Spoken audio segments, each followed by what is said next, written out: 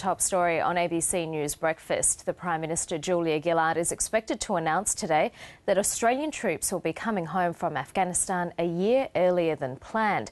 Ms Gillard will give details of the withdrawal in a speech later today. Australian troops could start leaving early this year, with most home by the end of next year. Political correspondent Melissa Clark joins us now from Canberra. And Melissa, why has the government, if it does in fact make this announcement, why has it chosen to bring troops home a year earlier?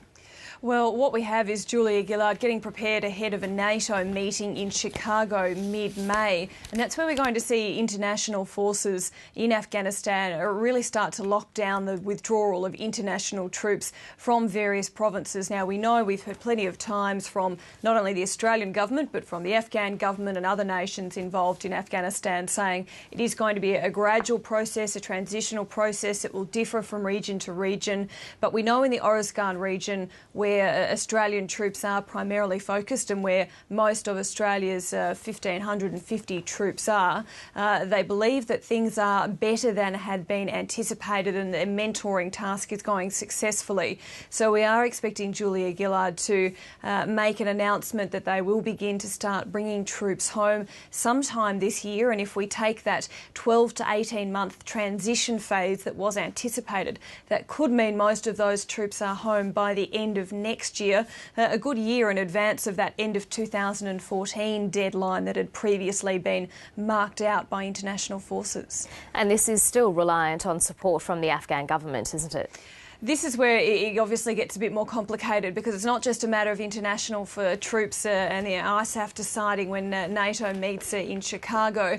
There's also, of course, how things are on the ground in Afghanistan and how administration there views the transition. Now, the Australian government is also waiting for the Afghan President Hamid Karzai to declare that he's confident that the Afghan National Army and local forces in Oruzgan province are ready to take control, and they're expecting that sometime in the next few months. So there's also that element. But the Defence Minister Stephen Smith has just come back from a trip that included stopping over in Afghanistan, and he made it very clear that although Australia has a long-term interest and will have a long-term presence in Afghanistan with special forces staying on in the long term and extra assistance for institutions, he says things are very much changing now. Instead of being focused on security, they're focused on delivering services to the Afghan people. And this is what he told Four Corners last night.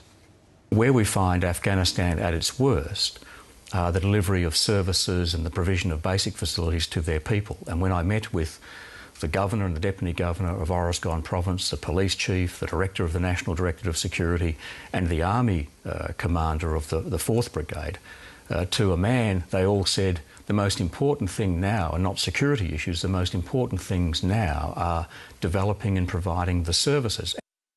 The Defence Minister Stephen Smith speaking on Four Corners last night. Now, Melissa, how is this likely to play out politically at home?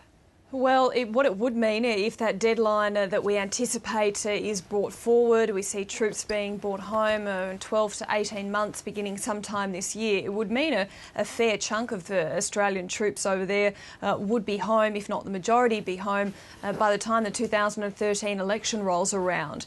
But what we have with Afghanistan is, from the government and the opposition, a bipartisan approach to Afghanistan. The opposition has been supportive of all of the moves the government has made in its approach to this issue, so we wouldn't expect it to be played out as a political issue between the major parties at any election. However, it does help the Labor Party if more troops were home and Australia's involvement in Afghanistan were less by the time the election came around, because the polls consistently show that a majority of Australians don't want troops in Afghanistan, and it's also an area where the Greens have been successfully pushing a different point of view, calling for troops to be brought home as well. So whilst primarily not a political issue, if we are seeing this drawdown of troops being finished or near being finished by the time of the next election, then inevitably that would feed into an election campaign. Melissa Clark in Canberra, thank you.